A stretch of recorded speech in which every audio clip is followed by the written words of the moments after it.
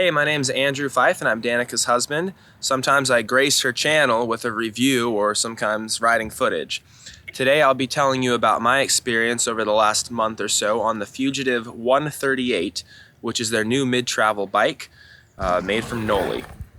Alright, I've had this bike in a couple different zones. So it's been in North Nevada, it's been in Las Vegas and specifically Bootleg Canyon, and then the last week and a half I've ridden it a ton in Bellingham, Washington.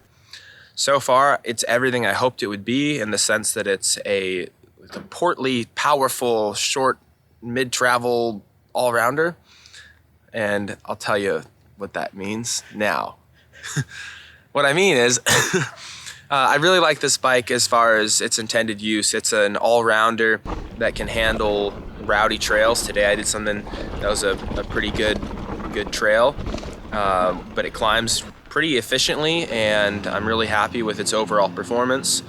It can definitely be planted and handles the steeps really well, but you can whip it around corners, and my riding friend today told me he was impressed at how poppy it was and how easily I could just pick up over roots and do little trail gaps here and there. So those are some of the standout features. When you start going fast or take big hits, one thing that I really like about the Fugitive is it's pretty composed. Because it is burly and it's an aluminum frame, it weighs a little bit more, it feels really solid. So you start going fast, it doesn't matter. If you take a big drop, you know, the frame will still be there when you land. So overall, really happy with that. This is pretty similar to my last bike, the Fazzari Delano Peak. The geometry is almost identical and you'd be really happy with either one of those. The Fazzari is gonna be a little lighter, which you can tell, and it's a snappy climber and just a really awesome bike. So highly recommend the Fazzari. If you want something made of metal, if you want to support kind of a boutique brand out of Canada that doesn't have a lot of people in it, but a really cool old culture, I think this Fugitive is fantastic. It's very versatile in the sense that it's got a steep mode, a slack mode.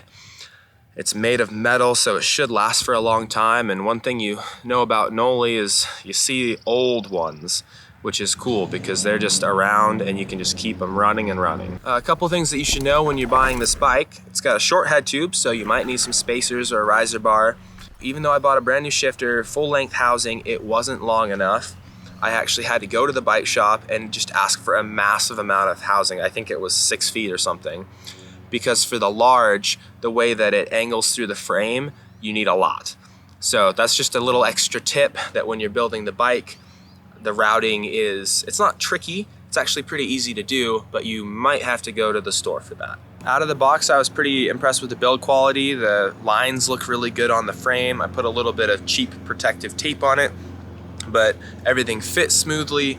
The suspension action was good out of the box. I did put the bike in slack mode pretty fast just because puts it about a 65-degree head angle, and I think for an all-rounder I've got 150 fork and 138 rear, that puts it in just like the perfect, can do hard stuff, but can also be fun on mellow trail category. So the build is really, really sweet. So I've got a few different parts that I'm really excited about. The standout, I think, is probably the TRP brakes. And I had the Quadiums in the past and they were okay. Since then, I've had the SLX brakes, the new 4-piston ones. I've used 4-piston XTs. I had Code RSCs. These are the TRP DHR Evos, which are much more powerful than the last Quadium. And even though I'm a heavy guy and I like steep trails and I ride decently fast, they've been plenty of power for what I hoped. The consistency is good. The bleed's been fantastic. So really impressed with these brakes. Again, the standout feature besides the brakes, I've talked about it before, but it's the EXT Aerofork. The Aerofork is super impressive. Even though it's only 150 millimeters, I feel like I've got plenty of fork for pretty much any situation. This fork allows you to really tune what you want out of it, and for me, even on the high end of the weight spectrum, I've been super happy being able to set it up just how I like. I've got a wolf tooth headset in it, and I've always really liked their stuff because the bearings are quality. They've got a lifetime warranty if you get the nicer headset. I've got a 50 mil stem from FSA, their gradient stem. It looks cool, and 50 millimeters for me lately has been just about right. with the short offset forks. I think it still feels excellent. I'm 6'1.5". The large Fugitive 50 mil stem, 780 bars. For me, it's a really good combo. One thing you will notice is I've got a bit more stack under the stem. I've got a few more spacers than some people, but Knolly makes a really short head tube, so you've got the choice to run your bar low or high. I run 29 by 2.6 Big Betties, and the braking traction is excellent. The cornering is good. I just have the trail casing, and it's been perfect for what I want, so I'm super happy with those.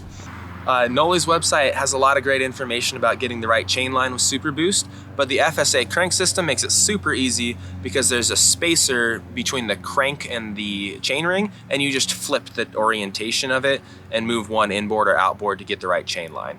So that's something to consider that I really liked about these cranks in particular. It's easy to build up with a Super Boost or a normal boost bike. The bikes that I've had in the recent past include the Yeti SB150, the Banshee Titan, the Fazari Delano Peak, and now the Knolly Fugitive. The Fugitive is just like the Delano Peak in geometry and riding style. It feels a bit more tank-like because it weighs a little bit more, and I appreciate that sturdy feel. It's not quite as fast as the Banshee Titan, but it is more nimble, and it's not quite as racy as the Yeti SB150, but as far as an all-round trail bike, it's my favorite of all of them.